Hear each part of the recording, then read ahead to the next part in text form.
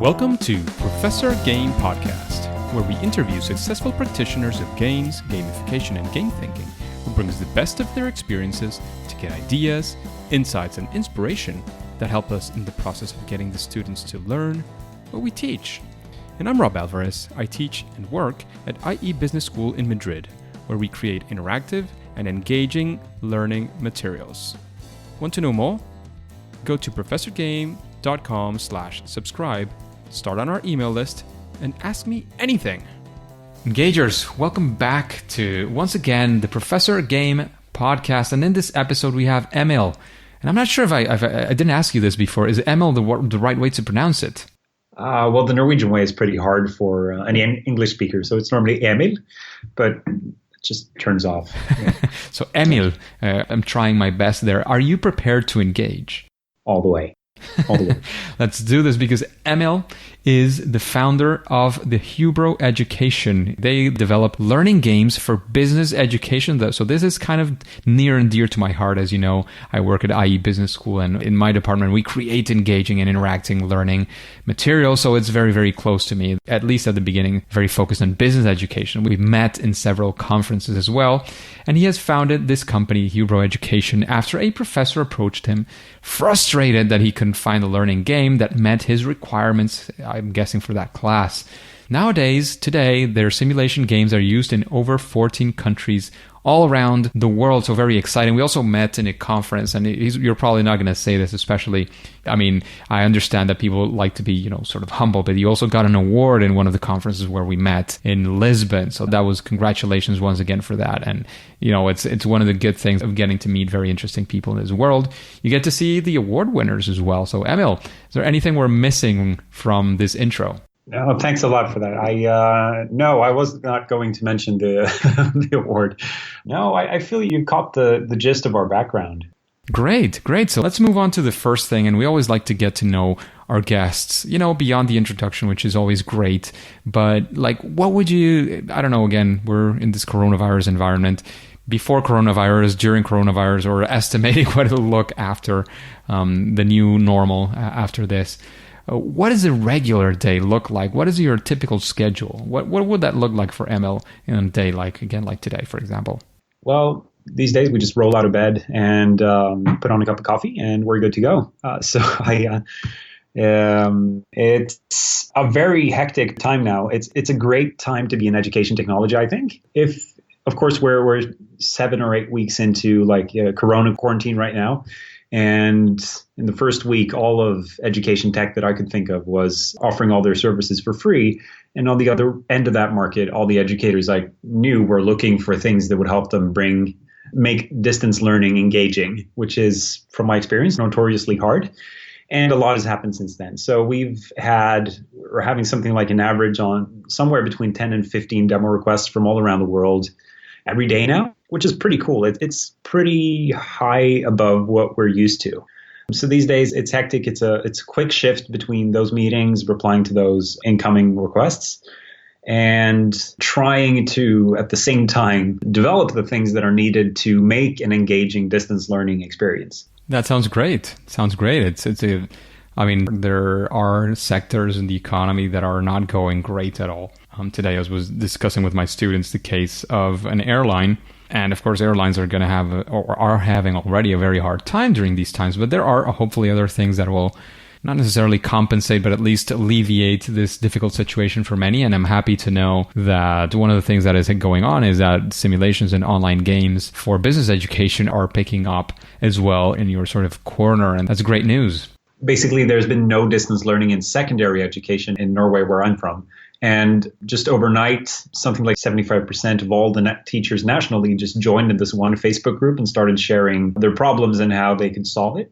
And I saw someone make a meme just 1 week in saying what learning tech I knew before. And it was basically It's Learning, which is the dominating learning platform in Norway. And afterwards, it was just this huge cloud of words with new skills that they required. And I think it's possibly the best thing about this entire thing. There's a lot of downsides, companies going bankrupt, people losing their jobs, people getting sick. But that's maybe the big thing there is the disruption in the other end, in industries that really have to throw themselves around and change. And a lot of the services are there and are ready for them. It's just driving the actual adoption.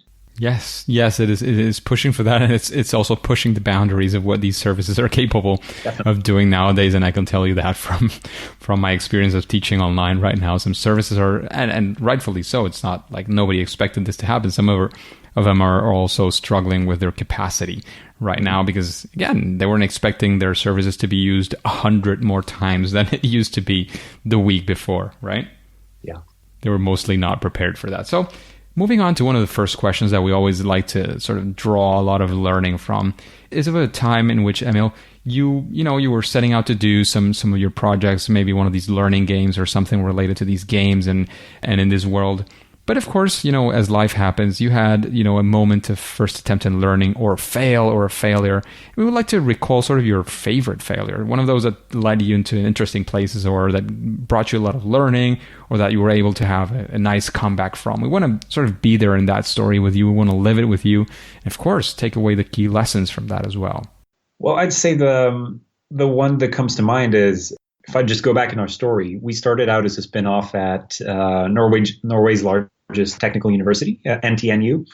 And we basically got the opportunity to take the biggest management course in the entire university and use that as our pilot project. For that semester, there were 600 students doing the course. They had always had the largest auditorium in all of the university. And we were there ready to test our pilot version, our beta, whatever. And we were certain that, okay, this has worked so well with smaller groups of 20. Let's see if we can handle the dynamic with this larger group. And I'm sure you can guess what happened next. So it's basically the same thing that's happening with everyone at the moment. Like suddenly, instead of having 20 people on the server, you have 600 and it goes down. And you're so aware of time. Like for every time that passes, if you have 600 students in the room, then you're wasting, 10 hours of work time for every minute that passes by. And it's like so extremely hectic and such a maturing experience where you have to. These are people that are, your fate is really in their hands, right? Because if they are satisfied with the experience, that is what we're looking for. That was the whole purpose of the thing, was does it work with a large group? And does this large group give us their blessing? So on one side, we learned that really handling that kind of situation and being prepared for it is alpha omega in that kind of sense. This actually did happen when we launched the second version of the simulation as well, except we handled it a lot better. So it wasn't all that stressful. And secondly, I'd say that's the big bad one that kept me awake for a while. I'm sure it did. I can sort of feel that pain in many ways because we've also been doing these kinds of things. And every now and then, like literally, you can sometimes say, well, what could I have done better? And you sort of prepare for those things and you have to, again, prepare the capacity. It's not the same as you say to have 20 people accessing at the same time than to have 600 or 6,000 or 20,000. Yes. You have to prepare for these things capacity-wise in the digital world. But then sometimes, like this literally happened within our business school at some point. It just happened once. But, lights went out in Madrid. You had no electricity. So how do you do a simulation without electricity? Like, there's nothing you can do. Like, well, you have to improvise. And maybe within the class, one of our professors, after this, she was like super nervous. She's not one of our youngest professors, so she was not very keen on technology in general. She uses our simulations very much. But after this incident, she felt like she needed like extra support each time. It's like, well, I'm sorry. Like, of course we can be there for you, but there's nothing we can do if ever, electricity just shuts down again in the building. You know what I mean? Like, these are things that happen. Yeah, that's kind of a poor argument. Like, if lights go out when you're teaching with a PowerPoint or anything, then lights are out. Like, you can't, are you just expecting to sit there in darkness and listen? Absolutely. Yeah. Absolutely. No, completely. But, it's just more about handling the emotional situation, I'm guessing, for these kind of people. And I mean, I don't know, maybe she felt that hadn't it been for technology, like there was some sort of way in which technology had to do with this whole, massive screw up because, losing power in the middle of the central Madrid, it's not a common thing to happen, definitely. So again, that seems like a very key lesson, like how to prepare for these things. Is there, like in particular, what would be maybe one thing that you did differently in that sort of second time it happened that you would say, well, just by this sort of small tweak or medium-sized tweak, we changed this thing and prepared us a lot better for a situation like this one? Well, the best thing you can do is to have some kind of backup offering. And the biggest thing we did differently second time is to actually bring the course owner and the lecturer. So we said, okay, things aren't working exactly as hoped. We need 15 minutes to have it back online. Can you give an introduction to the next topic, which was a topic that was planned not to be taught before that section, though it would be highly relevant. And even if it went down another time, she could just continue on that topic. So it would have been completely in line with the actual learning goal of that course, while still being in line with what we were doing in the simulation. So it was kind of I don't think the students even knew that it went down, it just went down. And we had a good cover up.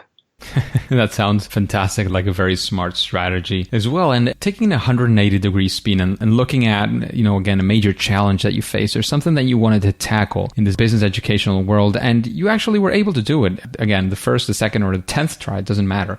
But that you feel that, was a massive success in this learning games world that you were developing. Can you, again, we want to live this story with you. We want to see what happened. How did you come out of it? Like, what were the key lessons from this, or maybe the key things that took you there? Sorry, key lessons that got us to... Yeah, to this success, to this situation in which you managed to sort of overcome this challenge, or to manage to get to your objective of, whatever it is that you were trying to build. So along the way, of course, so just to take a step back, of course, what we're developing are these business simulation games that are used in primarily the basic and principal courses in business studies. And of course, these are studies where the students don't have a lot of background in the topics. The whole purpose is to give them more of a holistic feel and understanding of the course. If you've just heard a little bit about marketing, heard a little bit about accounting, you're not really thinking business. You're thinking a little bit about accounting, a little bit about marketing completely separately. And so, of course, when we're developing this, we always focus a lot on, is it meeting the user group's needs? So we've always tried to, at a very early stage, kind of a lean startup approach, bring it into the classroom, test it with students and so forth. And I find that a lot of the smart little features and the big ideas are the ones that get teachers really engaged with what we do, are things that have come up like from that actual meeting with the user. So we've maybe made a first beta of, for instance, the second simulation we had called Hubro Marketing, which is for marketing courses. We were at a school in Oslo testing it with something like 70 students. And I was in front of the class, and the good news was that the students were really engaging with the simulation. The bad news was that they were so engaged that the job of trying to connect it with the syllabus, which is really the teacher or educator or facilitator's job, was really hard. So you had to stand in front of the class and stomp to get their attention. And it's really suboptimal. And at that moment, I realized, would be great to have a button to just take their attention, just black out the screen. And so we made that button. So currently it's the simplest but most brilliant kind of design of that kind of feature where your students, when it's all eyes on the teacher, you actually grab their eyes because the screen just turns gray and tells them, look at the teacher. So I think our journey has been just a long trail of that kind of ahas that we found along the way, where you're constantly engaging with the user. And it's not just about the game design. It's a lot about understanding the learning environment that we're trying to fit into. And I think that is such a complex environment in that it's part of your software. It's part of the teaching that the educator is offering from before. In many cases, that's more of a traditional kind of lecture. How do you fit into that environment?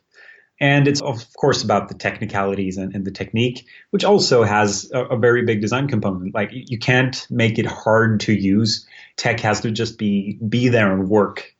So, yeah, that's kind of the red thread Yeah, it's kind of the silver lining in a way that ties all these things together. And one interesting thing that I thought that I had when you were telling the story is that simple, sounds very simple. It's just a button to turn everything off and get the people to pay attention to the facilitator. Sometimes the answer to a huge problem, or that could be, again, a huge problem, is not necessarily need to be something huge and complex and, very hard to do. Sometimes the easy solutions get the job done. And, you're already doing part of the job by engaging your students and engaging them with a part of their learning. But, that next step to get people to do that, maybe debriefing or to connect those concepts together, you also need to incorporate that. And it kind of brings a problem, as you were mentioning, if people are too engaged with the simulation and not so much with your facilitator, then you have to do something. And a smart way that you can do it is a simple solution. I'm sure, programming wise, that was not the most challenging thing that your team had to do. Am I correct? Yeah, very much so. Can I ask a question? Sure. So you mentioned earlier this professor that the lights went out and now you have to offer support every time she's doing something like this. And I find that is the biggest barrier for teaching being changed and upgraded, and innovation in teaching is this kind of technophobia. Of course, part of it may be a lack of incentive, but the other part is definitely that there's a fear of doing something wrong as well. I find especially for the older guard, but not exclusively. So how do you guys overcome that part of it? Well, the funny thing is that our professors and even some of our authors who have created these materials with us, so they've been the academic, the content creators and those things, they've been with us in this development process. They use them in every single class that they have on the topic. Some of these are the ones that require us or expect us to be in the class. And we've been trying to move away from that as much as possible. But of course, there are our internal audience is the most important one for us. We have to make sure that they are well attended because we want to make sure that on one hand, we keep on producing and creating awesome materials with these star professors. We also want to make sure that they continue to use it and talk about it to other professors and that they have, of course, a good experience. But the funny thing is that once you take that sort of out of our business school, our university, and of course, somebody in another country, they cannot have us, right standing next to them and clicking the button next in the simulation in their screens. That's something that's just physically not possible. So once that happens, these other professors who might have exactly the same profile, they use it by themselves. They have success with it because that's, of course, very, very important that you really take away most of the technical problems that they could have, anything that is not related to their pedagogy, like anything that has not to do with that. If that's taken away and they do it successfully once and twice, they're off to the races. I mean, professors are very smart people as well. I mean, there's many, professions and people in general that are very smart, but professors are also very smart. It's not like they're stupid. It's not like they're not capable of using technology. They create their own PowerPoints. They create their own things. They use computers every day. It's not like these are, sort of people who are, I don't know, I don't want to name any professions or anything, but people who never use technology. They use technology every day, but they're just like so used to having that sort of near person helping them that maybe they fall into that sort of trap. And again, some of our professors who have used these and were used to having somebody right next to them, like supporting, not really supporting, because again, if Wi-Fi falls and internet falls and your block, I mean, these are connected to servers. We cannot bring the Wi-Fi back. We're not technical. It's not the technical people who go there. It's more people on the pedagogy side who know and understand how the simulation works. They felt like more confident with this support. But once they were needed to teach, for example, they needed to go to China and teach it. Of course, we're not going to travel to China to teach it with them. No. They use it by themselves. They have success with it. And it's like, I actually can do this. So it's more of a self-confidence situation in many cases, not every one of them.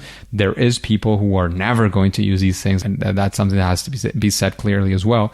You want to work, and you've probably seen this with the people who have some, keenness or some willingness, at least. That's something you can work with. If it's somebody that just from the start says, I'm not interested and that I don't want to do it, don't lose your time. Don't lose your time unless there is some sort of key stakeholder in some way and you have to convince them. Yeah, definitely. I definitely recognize that. In university, we read Crossing the Chasm. I bet you're familiar. Absolutely. So Crossing the Chasm, just for the audience, for people who might not be familiar, you go ahead and explain it, please, Emil. Well, it basically portrays the market as this bell curve where the audience to the very left are the people who are the most inclined to adopt your technology, and moving further and further right as you get to a larger part of the market, they are less and less inclined to. And the first section is then called innovators, then early adopters, and so forth. And what I was getting at is when you pass the 50% line, then you get to this late majority and then the laggards. And I find that, of course, it's never a goal in itself to go deep into the late adopters and the laggards with this kind of teaching material. So actually, we're at this point at something like exactly 50% of all Norwegian secondary schools use our software to some extent. And at this point, we've just said, we're not going to invest anything in getting into more schools like this. If anyone finds us and knocks on our door, of course, they're welcome to get exactly the same treatment as everyone else. But it's just not worth it knocking on their door anymore. Pushing them to this kind of thing. And maybe you're starting to think about, not only Norway, you're looking at, I don't know, the countries are around you, like, I don't know, Sweden or whatever is your first focus, or the rest of Europe or the rest of the world. Yeah. Because there you will find more of that early majority or those early adopters and so on. So yeah, definitely. That makes a lot of sense. And Emil, when you're creating one of these learning games, I'm guessing that you have some sort of, I don't know, structure when you're creating these things. How do you do it? How do you approach a project? Let's say you want to create an operations simulation game tomorrow. How would you approach it? What would be your strategy? How do you gather your ideas and your team together? And how do you do these things? Well, we have kind of developed our own process over time. So we've been doing this for 7 years now, and we find that we apply a lot of kind of design principles and just basic entrepreneurial product development principles. And of course, we always start with the end user and the need and the purpose of the offering. So I would start out by finding an operations professor like you and asking, so what are the main learning goals in that course? And then, of course, what is even the purpose of adding a simulation to it? It can be many different things, but what is it that a simulation or a learning game can add to this kind of course that you can't solve with your current arsenal of teaching tools? So always looking for that unique position that has a problem that needs to be solved. That's kind of the first step for us. And just to bring it over to our story again, with the simulations we already have, it's always been about we find these professors who often tried other simulations as well and find that they just don't do it. It's either technically really badly designed, it's hard for the students to get into, and part of our niche has become targeting these extremely large classes. So whether you view extremely large as 250 or in the thousands, at that point, the instructor can't have a one-to-one with everyone anymore. So we're trying to meet that kind of situation as well. And on a conceptual level, we've kind of said that what do you need to design these kinds of learning games? We've boiled it down to 4 capabilities that you really need. It's the technical aspect. That's something we've really worked with in-house and that we have a backbone in the company with 3 very, very bright developers that have everything we need in that aspect. Then there is the learning science, which is something we both read up on a lot. We've had countless discussions with different practitioners and also researchers to kind of get an understanding of how do we really learn and how do you learn in a game setting. Then, of course, there's the design part. We have to design the process that the learner will go through. And that is, we're kind of working from both ends there. We are first imagining what it could look like, but then as I said earlier, we take this kind of lean approach where we make something very simple, we try it out on some users, and we see that, here we have this, there was this great dialogue over here. We can make this kind of dialogue show up in many other tasks as well. This is just the thing we're looking for. And then finally, there's the academic aspect. What is the subject matter that you're conveying? And we've focused on, I'd say, a kind of narrow field in it's the business studies. But then again, we can't be experts in both marketing and management accounting and corporate finance and operations.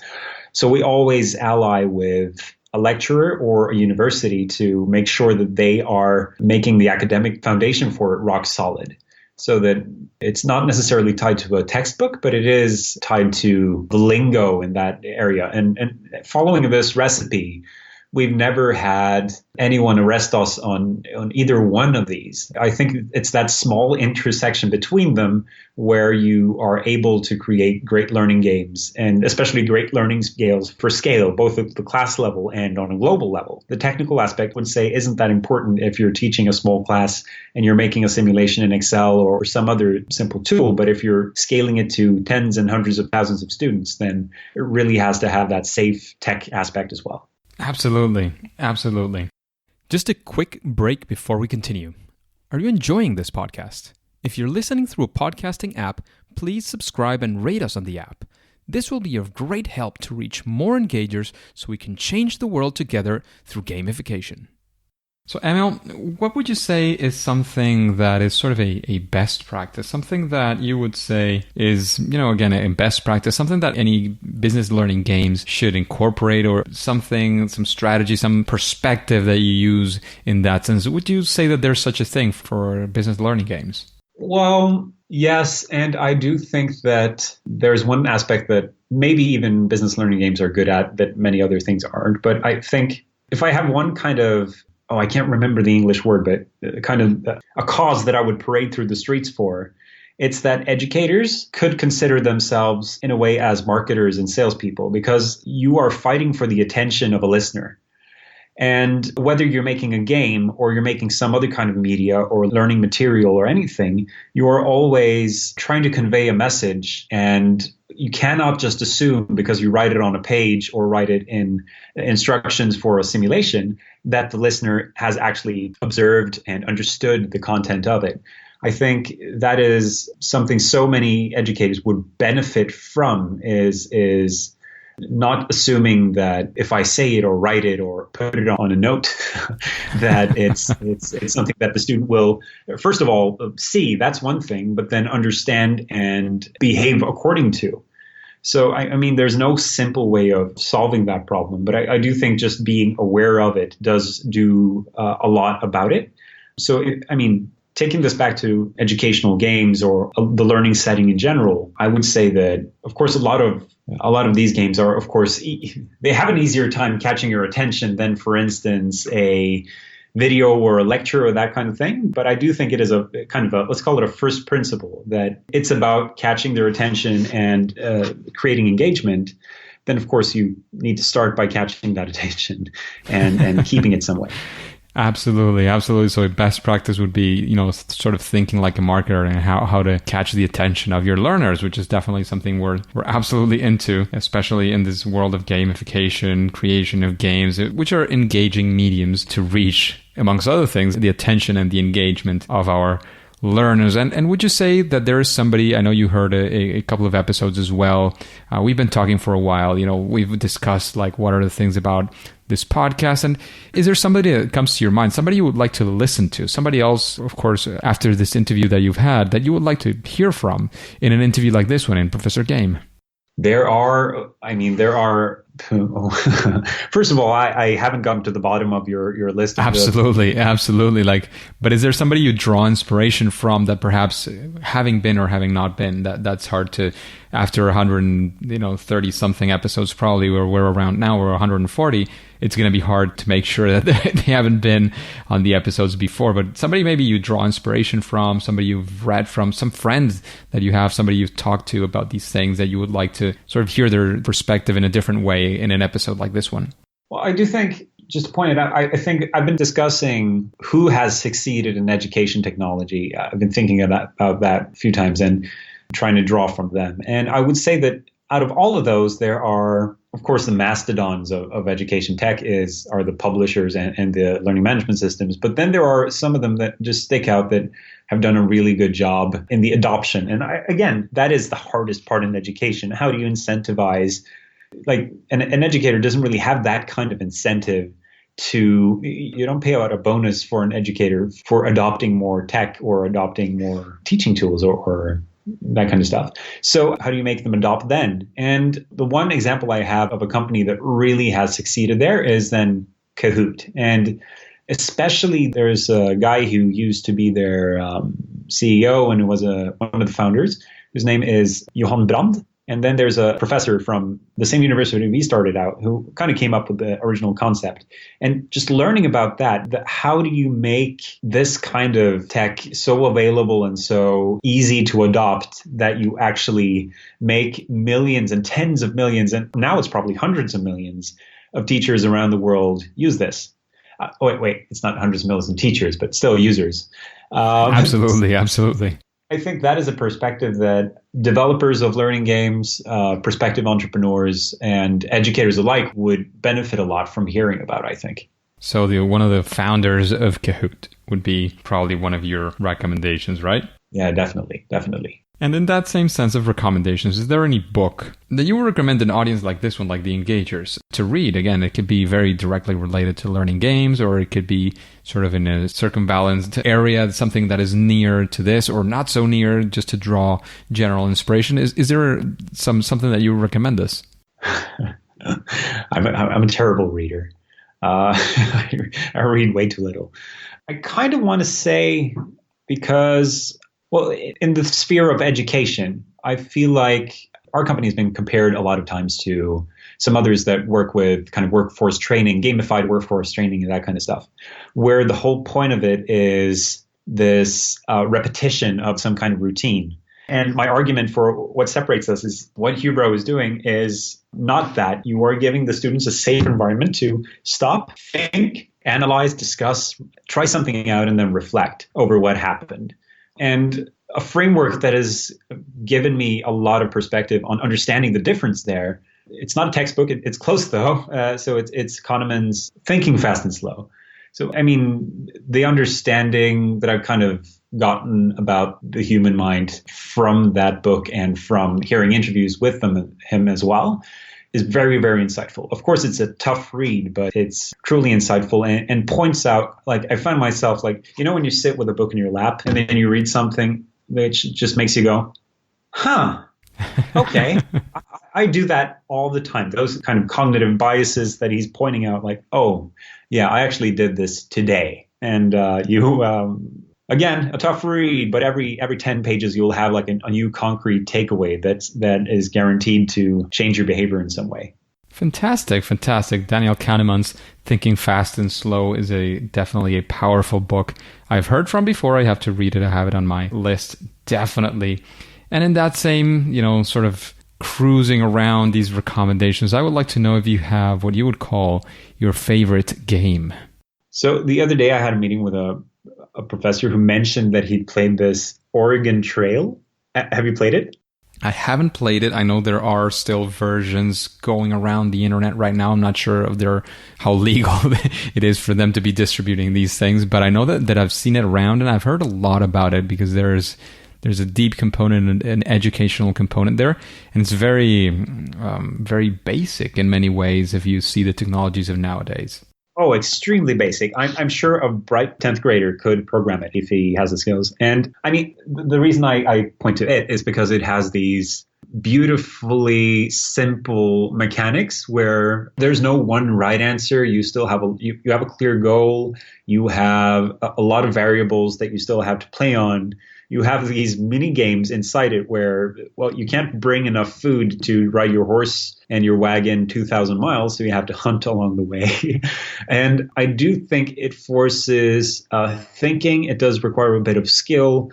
It has this great story element. Of course, it's from 1985, so there's no reason talking about graphics, but still it has this historic context that I also love. So I think once I found it after this professor told me about it, I just had to play it through. And when I failed the first time, I had to start over. So I think, and again, it's the kind of game that's so transparent that if you have never designed a game before and you play that game and you approach it in the way like, how did they build this game? I feel like you've actually learned something about game design from just observing it, because it's not Pong where it's all skill. It's about understanding what variables impact your position and your likelihood to make it to the end. And I think that's so transferable to so many game environments, and not just game environments, but situations where you have to think critically throughout. Absolutely. It is a great game. I've heard many things about it, and now I'm having sort of that worm bite me back in saying that I have to play it as well. So thank you for that. I'll try to, these are, as you were mentioning, you're getting all these demos. I'm getting a lot of requests of many different things, both from the usual job, from the 9 to 5, here related to the podcast, also related to my current teaching, which is very, very intense in this period.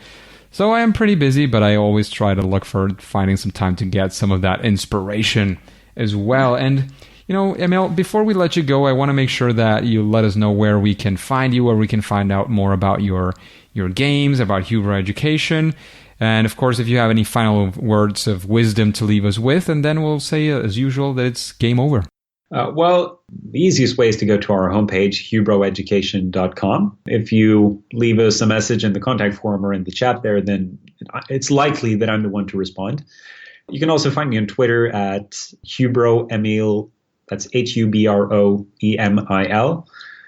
And otherwise, I don't think I have anything to say except thank you so much for having me on. And it's been a lot of fun. Thank you very much for joining us, Emil. It's been a pleasure. It's always great to, have this sort of back and forth with people who are interested in these things, who have had a lot of experience as well. You've been doing this for 7 years, creating these games, and as well, we can sort of riff-raff a bit about what you're doing, because we're in very related fields as well, and that's also very, very cool. However, at least for now and for today, it is time to say that it's game over.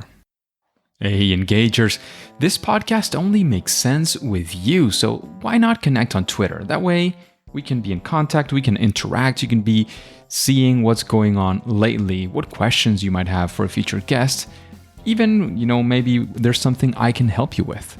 You can find my Twitter account in professorgame.com/Twitter. I'm always sharing content on gamification, especially around education and learning. And hey, don't click continue yet. Do you want to know what the learning iteration is all about in gamification? Then subscribe using your favorite podcast app and listen to the next episode of Professor Game. See you there.